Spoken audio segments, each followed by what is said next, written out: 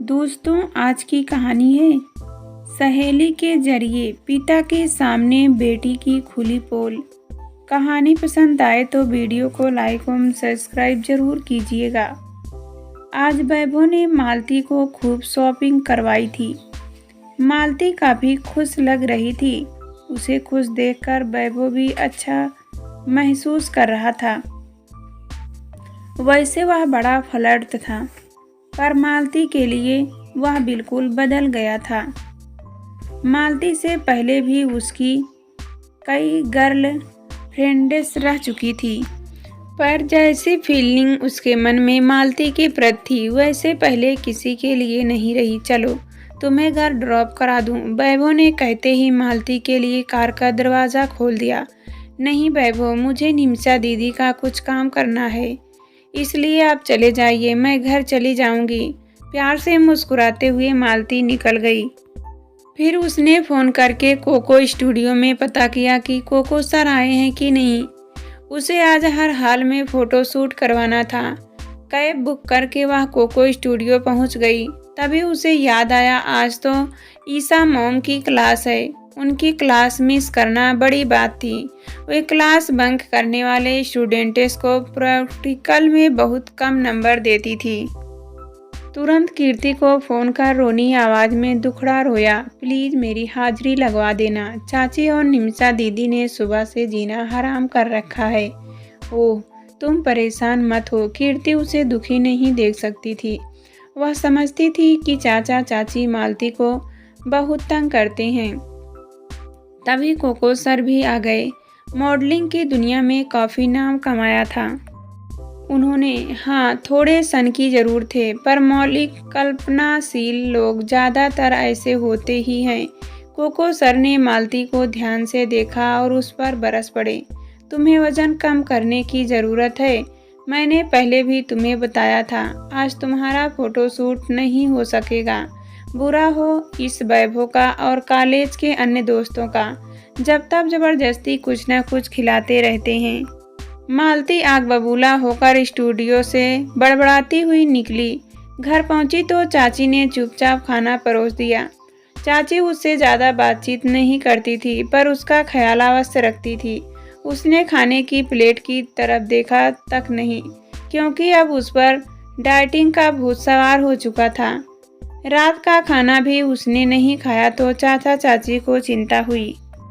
वैसे भी वह चाचा की लाडली थी। वह उसे अपने तीनों बच्चों की पढ़ाई के लिए उसे चंडीगढ़ चाचा चाची के पास भेजा गया। पढ़ाई लिखाई में मालती का मन कम ही लगता था, जबकि चाचा के तीनों बच्चे पढ़ने में बहुत अच्छे थे। चाची उसे भी पढ़ने को कहती, पर मालती पर उसका कम ही असर होता था।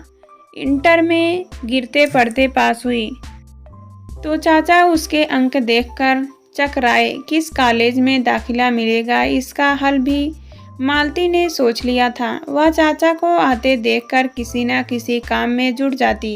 यह देखकर चाचा चाची पर खूब नाराज होते। उसके कम अंक आने का जिम्मेदार चाचा ने चाची और बड़ी बेटी निमिषा को मान लिया था। खैर, जैसे तैसे चाचा ने मालती का एडमिशन अच्छे कॉलेज में करा दिया था। कॉलेज में भी मालती ने सबको चाची और निमिषा के अत्याचारों के बारे में बताकर सहानुभूति अर्जित कर ली थी। चाचा की छोटी बेटी अनीसा की मालती के साथ अच्छी बनती थी। अनीसा थोड़ी बेवकूफ़ थी और अक्सर मालती की बातों में आ जाती थी। दोनों बाहर जाती और देर होने पर मालती अनीसा को आगे कर देती। बेचारी को चाचा चाची से डांट खानी पड़ती। चाचा चाची मालती की चालाकियां खूब समझती थी, पर अनीसा मालती का साथ छोड़ने को तैयार न थी। उसका लैपटॉप, फ़ोन, मेकअप का सामान मालती खूब इस्तेमाल करती थी। एक दिन अनीसा ने उसे बताया कि वह एक लड़के को पसंद करती है। पापा के दोस्त का बेटा है। उसकी पार्टी में ही मुलाकात हुई थी। अनीसा ने मालती को वैभव से मिलवाया। वैभव बहुत हैंडसम था और अमीर बाप की इकलौती संतान। मालती ने मन ही मन निश्चय कर लिया कि वह कैसे भी वैभव को हासिल करके रहेगी। देखो वैभव, मैं कहना तो नहीं चाहती, पर अनीसा को साइकोसिस की बीमारी है। मालती ने भोली सी सूरत बनाकर कहा। क्या? वैभव तो हैरान रह गया था। प्लीज़ तुम यह बात अनीसा और उसकी फैमिली से मत कहना। तुम्हें तो पता ही है ना उस घर में मेरी क्या हैसियत है। वैभव मालती की बातों में आ गया और उसने अनीसा के प्रति अपना नज़रिया बदल लिया। उधर अनीसा को वैभव का व्यवहार कुछ अलग लगने लगा। उसके फ़ोन उठाने पर भी उसने बंद कर दिए। अनीसा ने मालती को इस बारे में बताया तो उसने आंखें मटकाते हुए समझाया, वैभव को मैंने एक नामी मॉडल के साथ देखा है, वह उसकी गर्लफ्रेंड है, तुम उसे भूल जाओ। मालती को तसल्ली हो गई कि अनीसा के भी अंक इस बार कम ही आएंगे।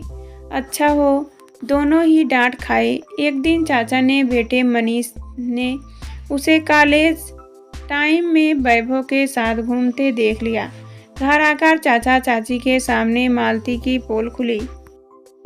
मैं तो वैभव की खबर लेने गई थी कि उसने अनीसा का दिल दुखाया। सुबकते हुए मालती ने कारण बताया। बात बनाना उसे खूब आता था। घर वालों को अनीसा की उदासी का कारण भी पता चला। अनीसा मालती से नाराज होने के बजाय उससे लिपट गई। इस घर में एक तुम ही हो जिसे मेरी फिक्र है। खैर कड़ी मेहनत के बाद मालती ने वजन घटा ही लिया। फोटो शूट भी हो गया और चोरी छिपे एक दो असाइनमेंट भी मिल गए। एक दिन वैभव से उसने साफ साफ पूछा, वैभव मैं चाचा चाची के पास रहते हुए तंग आ चुकी हूँ। मुंबई में मेरी मौसी रहती है, क्या तुम कुछ समय के लिए मेरी मदद कर सकते हो? हाँ हाँ क्यों नहीं, मैं तुम्हारे रहने का बंदोबस्त कर देता हूँ। तुम बस मुझे बताओ कि तुम्हें कितनी रकम चाहिए। वैभव सोच रहा था कि मालती मुंबई जाकर मौसी के पास रहकर अपनी पढ़ाई करना चाहती है। उसने ढेर सारी रकम और एटीएम कार्ड मालती को दिया और निश्चित तारीख का टिकट भी पकड़ा दिया।